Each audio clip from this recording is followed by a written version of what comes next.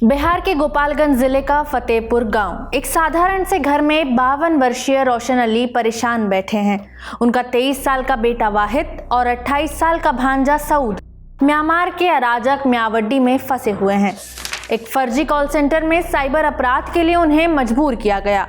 वाहिद और सऊद के साथ जो हो रहा था वो सच कैसे सामने आया और साइबर गुलामी का ये जाल कितना फैला हुआ है, समझेंगे इंडिया टुडे मैगजीन में छपी अमिताभ श्रीवास्तव की खास रिपोर्ट के जरिए।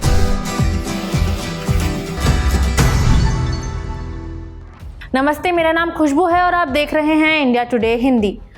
वाहिद ने दरअसल एक वीडियो भेजकर इस असलियत से अपने परिवार को रूबरू कराया।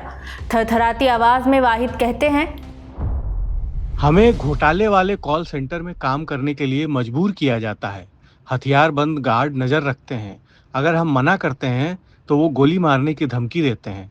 17 घंटे की शिफ्ट, कोई आराम नहीं, कोई छुट्टी नहीं, और रिहाई के लिए वो $7,000 यानी 6 लाख रुपए की फिरौती मांगते हैं। 2.5 लाख रुपए जमा कराने के बाद बेहतर भविष्य की उम्मीद में वो आखिरकार अक्टूबर 2024 में थाईलैंड रवाना हुए।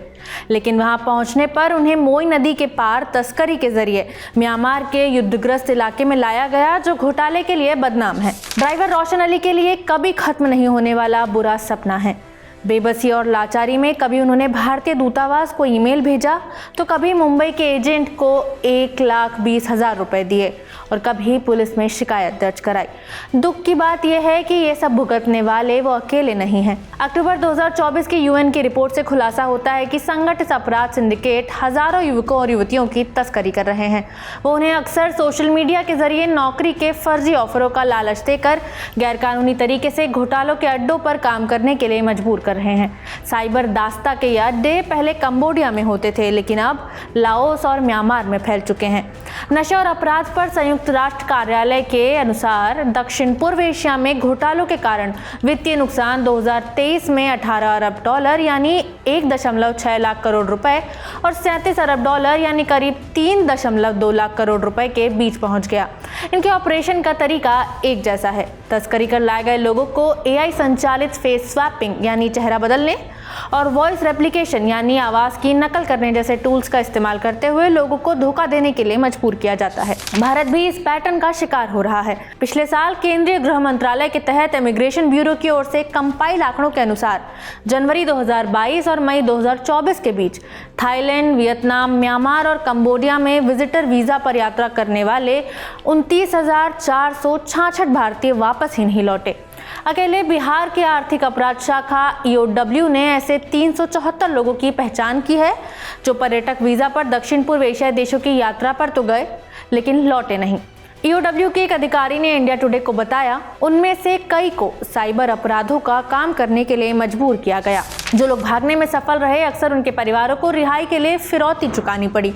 जो लोग वापस आ गए वो खुद को भाग्यशाली तो मानते हैं, लेकिन फिर भी उनके भयावह अनुभव बुरे साए की तरह उनके जहन में बने हुए हैं। गोपालगंज के हथुआ बाजार के 28 साल के शुभम कुमार, उनके दोस्त के पिता ने ही उन्हें धोखा दिया।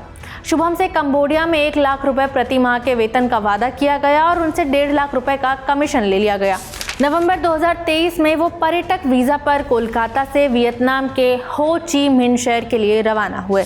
वहां पहुंचने पर उनकी नकदी और पासपोर्ट को जब्त कर लिया गया और उन्हें कंबोडिया के सिहनोक विले में डिजी ग्रुप नाम के चीनी गिरोह को सौंप दिया गया। सिहनोक विले शहर अब साइबर गुलामी का दूसरा नाम बन गया है। यहाँ शुभम को धोखाधड़ी के गुर सिखाए गए और फिर उन्हें होशियारी से ऑनलाइन घोटालों को अंजाम देने के लिए मजबूर किया गया। शुभम बताते हैं, मिशन साफ था, भारतीय नागरिकों को निशाना बनाना और उनको व्यवस्थित तरीके से ठगते हुए पैसे वसूलना। शुभम ने जब इससे इनकार किया तो उन्हें बंधक बनाकर पीटा गया और करंट लगाया गया। कई दिनों की यातना के बाद शुभम के परिवार ने उनकी रिहाई के लिए 2 लाख रुपए का भुगतान किया। 13 फरवरी को विदेश राज्य मंत्री कीर्तिवर्धन सिंह ने राज्यसभा में एक सवाल के जवाब में इस मुद्दे को स्वीकार भी किया। जहां भारतीय पीड़ितों की संख्या के बारे में ठीक से पता नहीं है, वहीं दक्षिण पूर्व एशिया में भारत के राजनयिक मिशनों ने पिछले 3 साल में कंबोडिया से कम 1091 नागरिकों, लाओस से 770 और म्यांमार से 497 नागरिकों को सफलता के साथ निकाला है। फरवरी के मध्य में की गई ताज़ा अंतर्राष्ट्रीय कोशिशों के तहत 20 देशों के 250 ऐसे लोगों को थाईलैंड लाया गया जिन्हें म्यांमार के एक नस्लीय हथियारबंद गुट ने रिहा किया था और इनमें भारतीय उपमहाद्वीप के 23 लोग भी थे।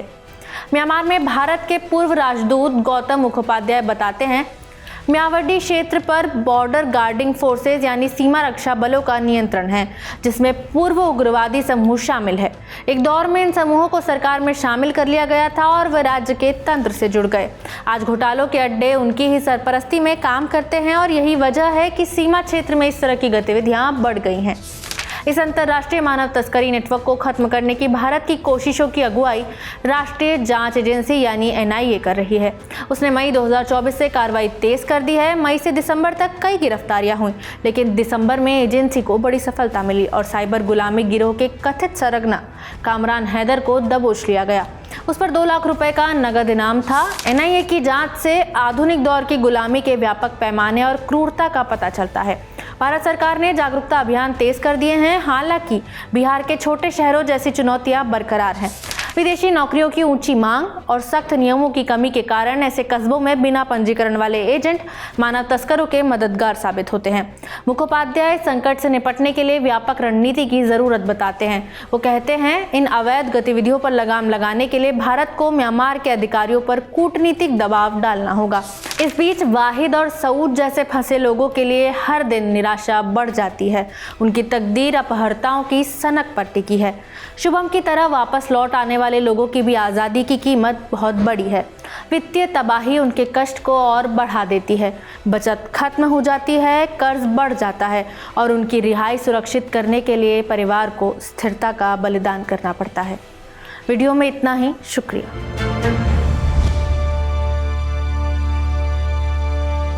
इसी तरह की तसल्ली से भरी हुई एक्सक्लूसिव रिपोर्ट्स देखने के लिए सब्सक्राइब करें इंडिया टुडे हिंदी का YouTube चैनल और बेल आइकन जरूर प्रेस करें ताकि वीडियो अपलोड होते ही आपको खबर हो जाए।